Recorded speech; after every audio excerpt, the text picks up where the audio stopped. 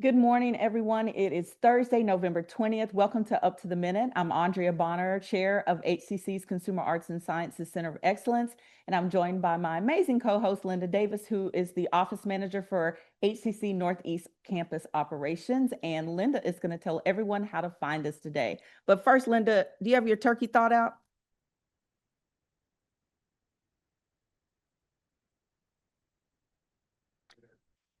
I think we lost Linda. Oh, I'm sorry. I said no, indeed. It's thought out wherever it is in the store.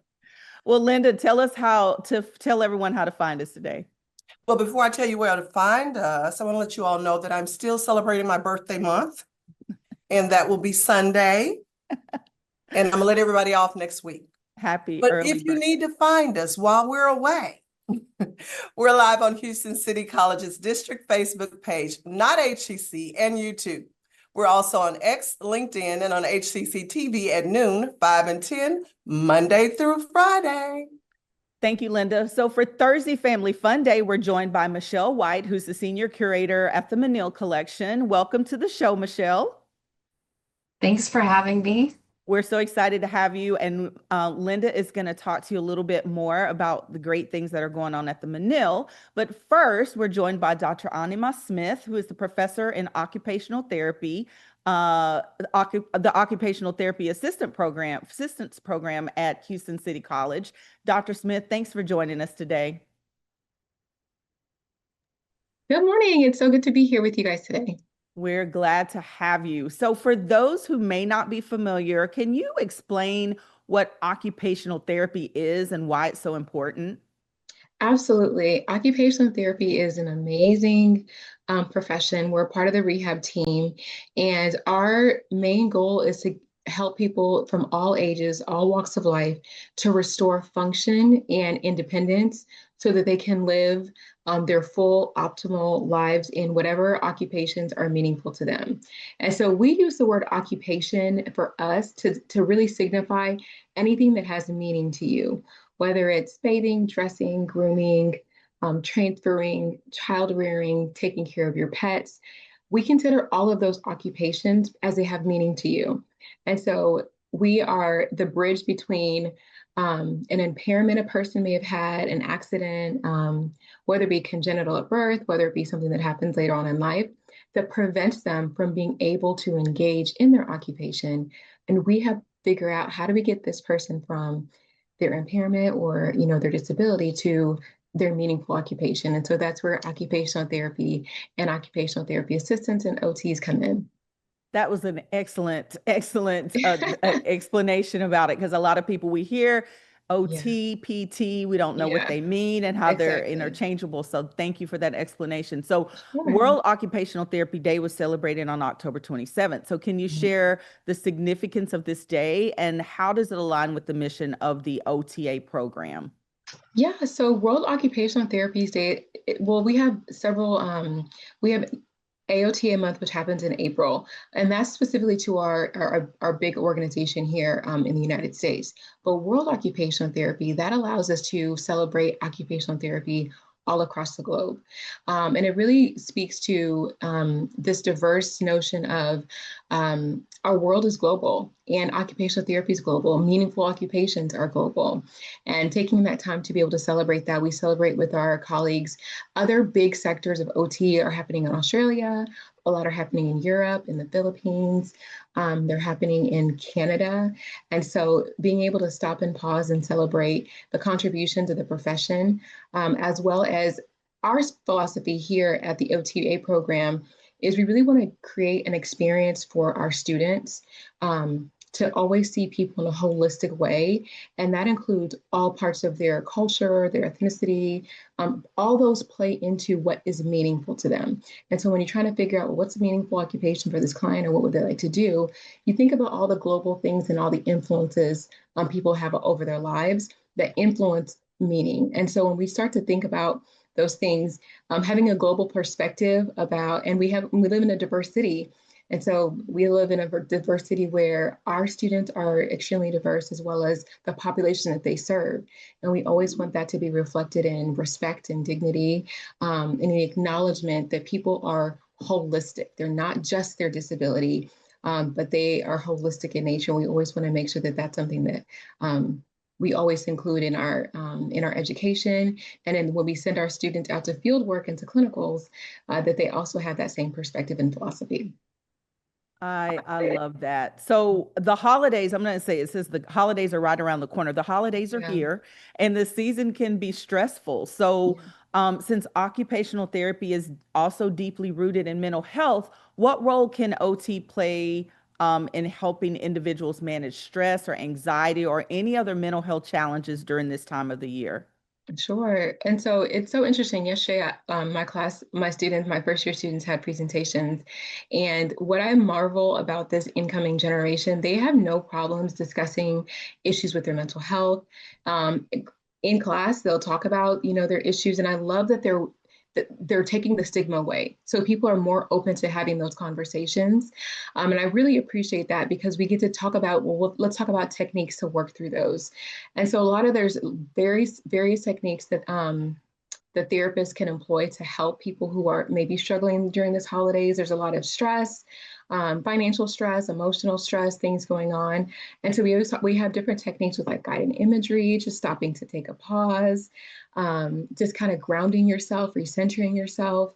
And we work through different exercises, deep breathing, relaxation. And so we just help people walk through those things and kind of help them remember. We do positive affirmations, also help people remind them. And then one of the things we love is crafts. And so doing things with your hands. It may not be a craft for you, but doing manual things with your hands also helps people. Real simple things, taking walks, gardening, those things help recenter people. And so we help people try to find simple, easy things that they can quickly ground them back to their realities and the things that they love, and that just day by day things will get better. So it can be a really tough season for people, but our students are working through all the different techniques that they have to be able to help themselves and the people in their lives to kind of process these big emotions.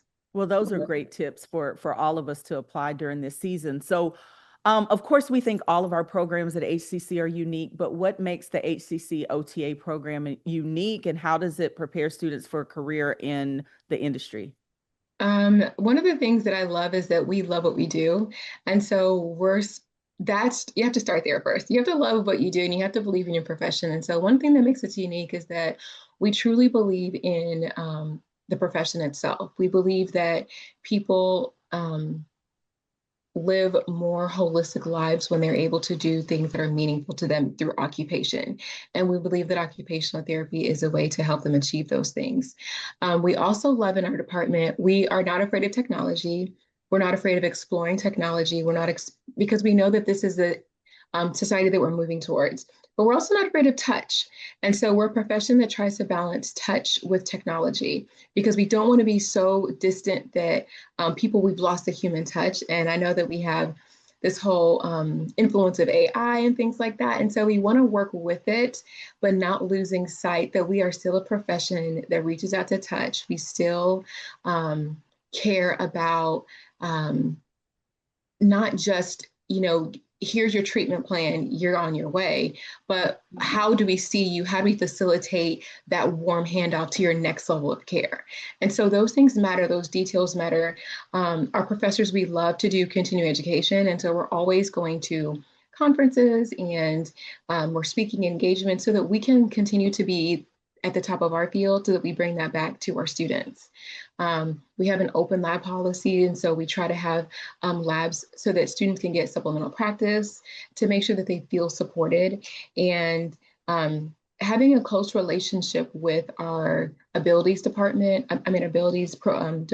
here at HCC at Houston City College, and making sure that if there's a gap with resources that would threaten our students being successful, that we can make sure that we connect them to the right person so that they can be successful. And so, we care about them. We care about their success. We want to see them do well. Great. So as we get to the last couple of questions, so what advice would you give to someone who's considering a career and they're like, do I want to do it? What is, you've given a great explanation about our program and what it is, but what advice would you give someone who's considering a career? Yeah, certainly. Well, the first thing I would do is just research, you know, programs in your area. Of course, we're the best. So I would definitely tell you to start here at Houston City College, but I would tell people to research about the programs and see what the programs entail. And then the second thing that I would do, which I think is really important, is to go shadow an OT. And so maybe being able to watch someone do what you think you want to do.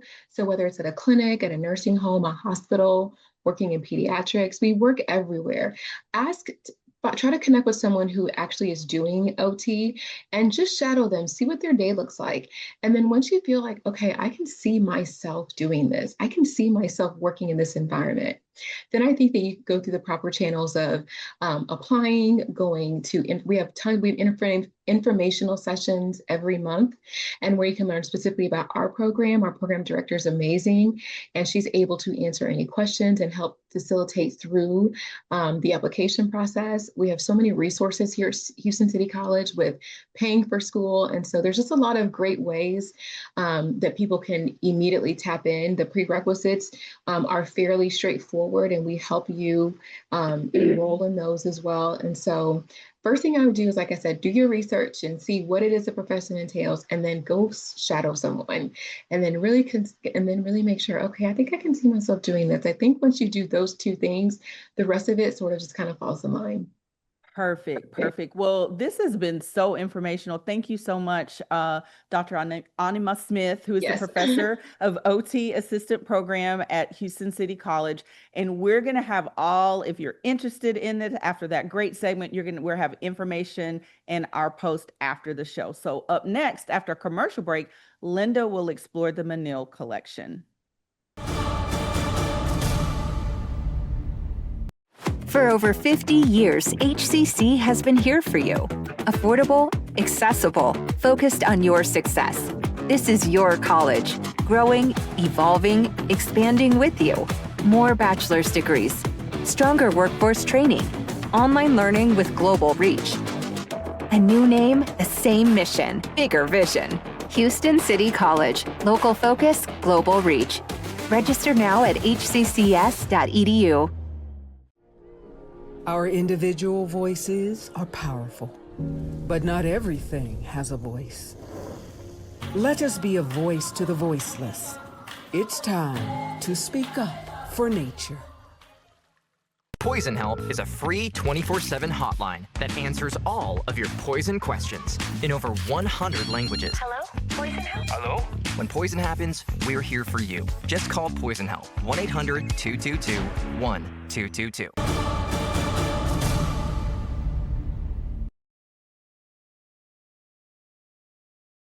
Welcome back, everyone. We're moving on to our Thursday Family Fun Day guest, Michelle White, the Senior Curator of the Menil Collection. Welcome back to the show, Michelle. Thanks for having me. Well, let's get started with some very interesting, fun, and exciting information for those who have not been lucky enough to visit yet. Give us an introduction of the Menil Collection. Well, first I'll say I love that it's part of the Family Fun Day Thursday, because I think the best part about the Menil is that it's free. And we are open from 11 a.m. to 7 p.m. Now, did you say that was free? Free. That's why it's Family Fun Day. So you can come and explore our campus, our green spaces, and all of our collections in various buildings. And we're open later through 7 too, so it really makes it possible throughout the week to come after work. And especially the weekends, it's really, with the weather being so beautiful, the Menil is on a 30-acre campus adjacent to the University of St. Thomas, the Rothko Chapel, and it really is a lovely spot to bring family to picnic and come in and see art.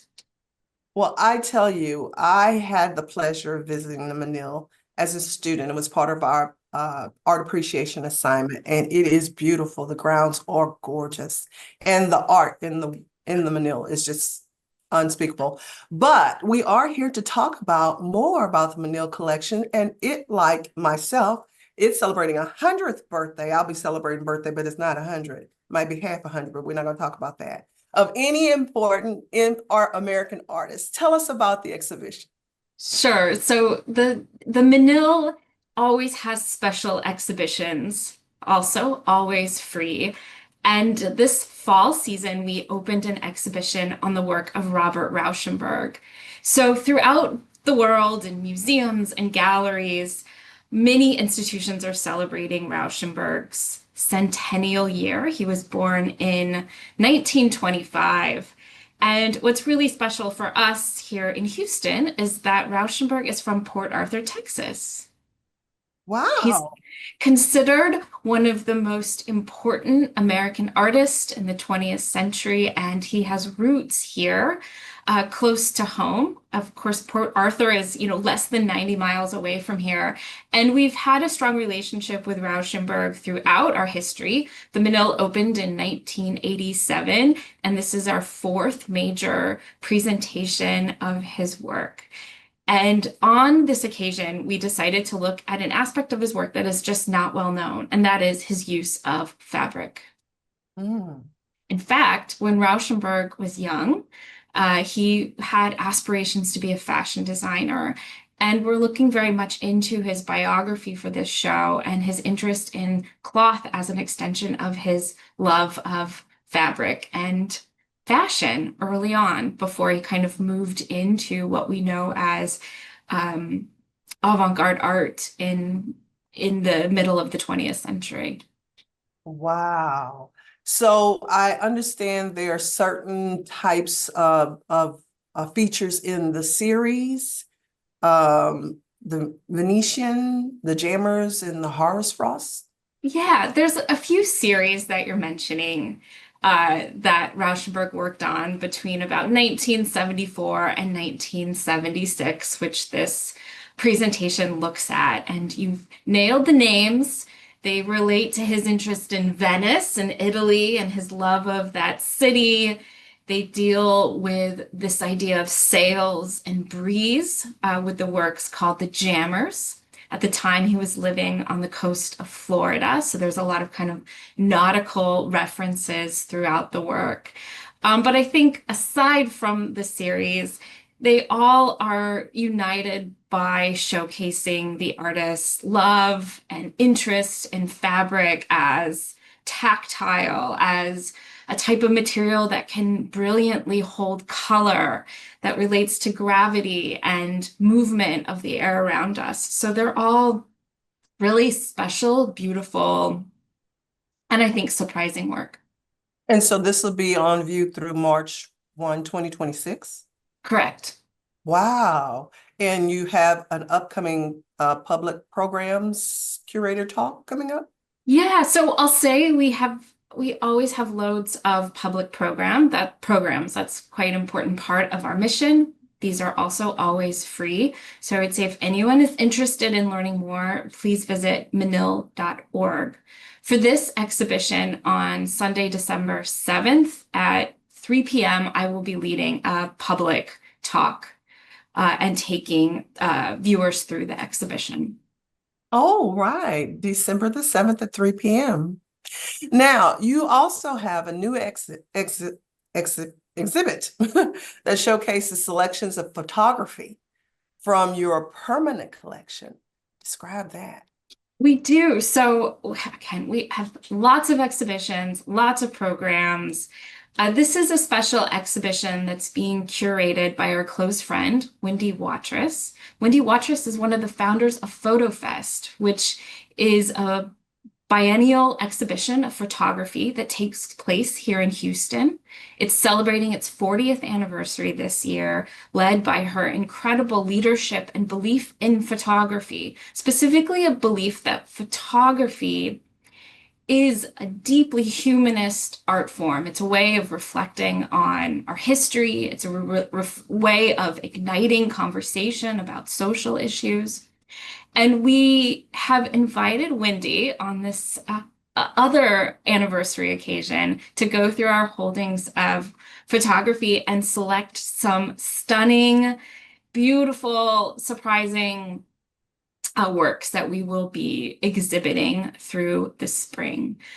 So it's also an occasion to look at our own holdings of photography. The Menil has close to 5,000 photographs in the collection. It's a rather small aspect of the collection, but it's important. And it was a quite important medium for our founders, John and Dominique de Menil, who really believed that photography and film, especially as they were kind of conceiving of what would become the Menil Collection in the 1960s, offered an extraordinary portal to reflect on the social justice issues that they were deeply invested in, including the civil rights movement. Awesome, awesome. So this viewing will be December the 12th, 2025 through May 31st, 2026. So we'll have quite a bit of time to get out there. So if you're needing to do something for the holidays with your family, because this is Family Fun Day, and it's good to introduce the kids to art early. Yes. Right? Just to go back to Anima though, no touching here. It's quite the opposite. But yeah, the Menil is such a lovely place to bring large family groups. This is certainly something we see during the holidays. I bring my extended family with kids and grandparents, and everyone can find their space. Kids can run outside before they come in and see the work. There's places to relax and eat, and we have a great bookshop. So it is quite a fun destination for your holiday gatherings. So we have a public exhibition and opening Thursday, December the 11th from 6 to 8 p.m. at the Menil. Is that correct? Yes, our opening for that exhibition is free and open to all, and it will be a fun celebration. And for more information on the Menil, they can find it where? Everything at menil.org. Well, we want to thank you, Michelle White, Senior Curator of the Menil Collection. We'll have your information in the post after the show. Thanks so much. But don't you guys go anywhere. We're about to take a quick commercial break, and then Andrea and I'll be back with some hot news and announcements. Hang on, don't go anywhere. HCC ha estado para ti, accesible y enfocado en tus éxitos. Más carreras, formación avanzada, aprendizaje global en línea. Nuevo nombre, misma misión, visión más amplia. Houston City College. Regístrate en hcc.edu. Art is hard. But not as hard as living in an over-policed community. Art is hard. But not as hard as accessing mental health resources. Art is hard. But not as hard as being uprooted by gentrification. At Artistic Noise, art creates a community for system-impacted youth to be seen and heard. Learn more at artisticnoise.org.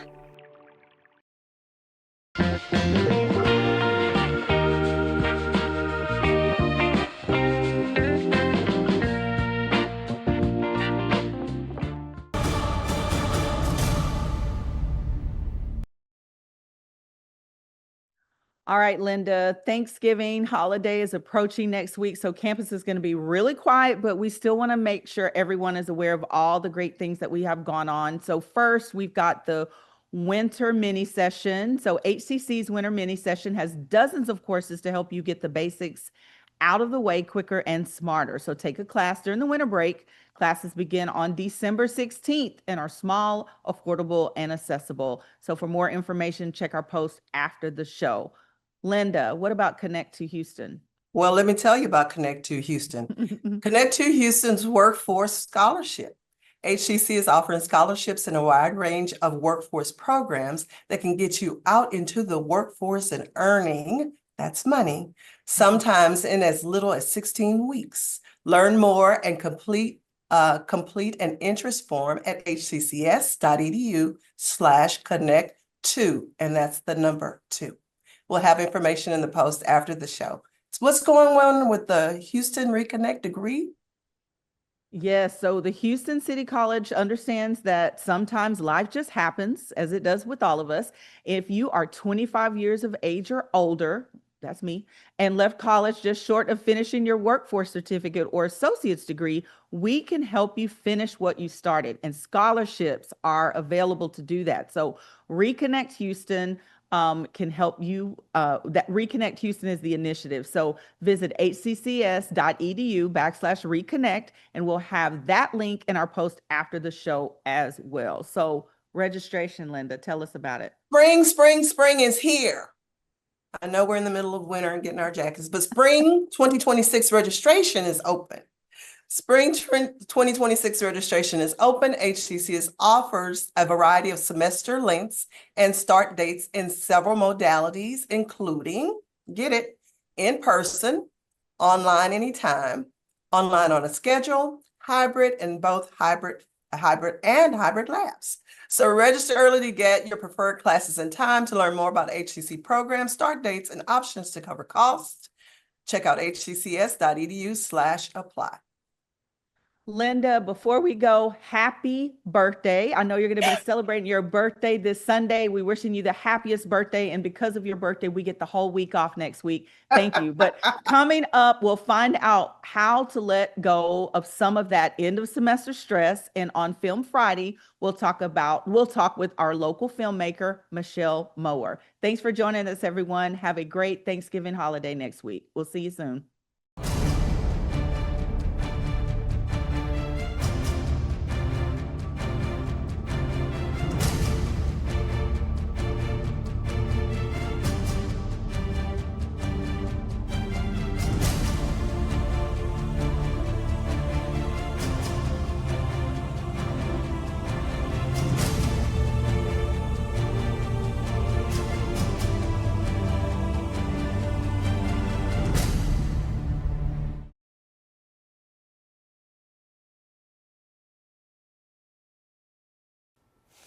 Play Eric Amarola's Race Day Mix.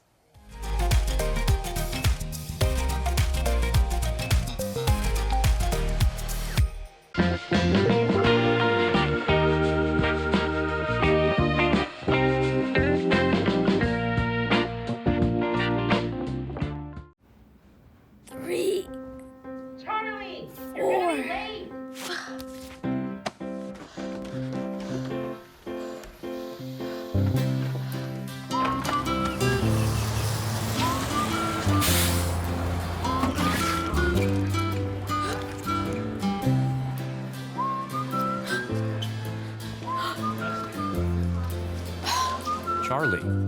Charlie. Huh?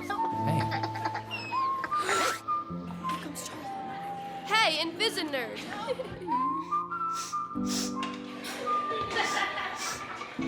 Wait! Things are slow at work. We can't live like this. We have to do something.